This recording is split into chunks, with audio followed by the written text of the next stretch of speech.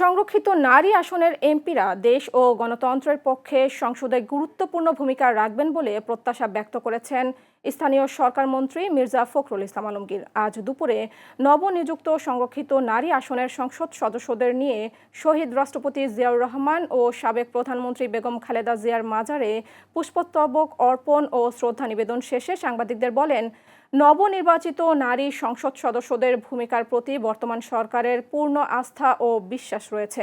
এ সময় জাতীয় সংসদের চিফ হুইপ নুরুল ইসলাম মনি সহ বিএনপির নবনির্বাচিত ৩৬ জন সংরক্ষিত নারী এমপি উপস্থিত ছিলেন। এদিকে সংরক্ষিত নারী আসনের নবনির্বাচিত সংসদ সদস্যরাও সংসদে গিয়ে কার্যকর ভূমিকা রাখার প্রত্যাশা ব্যক্ত করেছেন।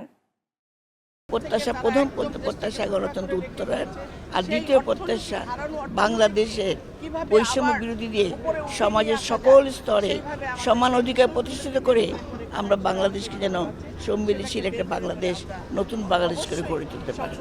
আপনারা দেখেন, রাজনীতিতে আসার পরে এক রকমের সোশ্যাল মিডিয়া অ্যাসল্টের শিকার হতে হচ্ছে, বিভিন্ন বটবাহিনী দ্বারা তাদেরকে বিভিন্ন প্রোপাগান্ডার শিকার হতে হচ্ছে।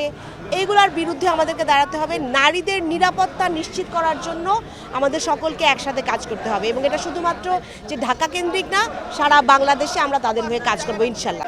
তারা বাংলাদেশে গণতন্ত্রকে প্রাতিষ্ঠানিক রূপ দিতে জাতীয় সংসদকে কার্যকরী করার ক্ষেত্রে জাতীয় সংসদকে সত্যিকার অর্থেই সকল কর্মকাণ্ডের কেন্দ্রবিন্দু পরিণত করতে তারা তাদের ভূমিকা রাখবেন।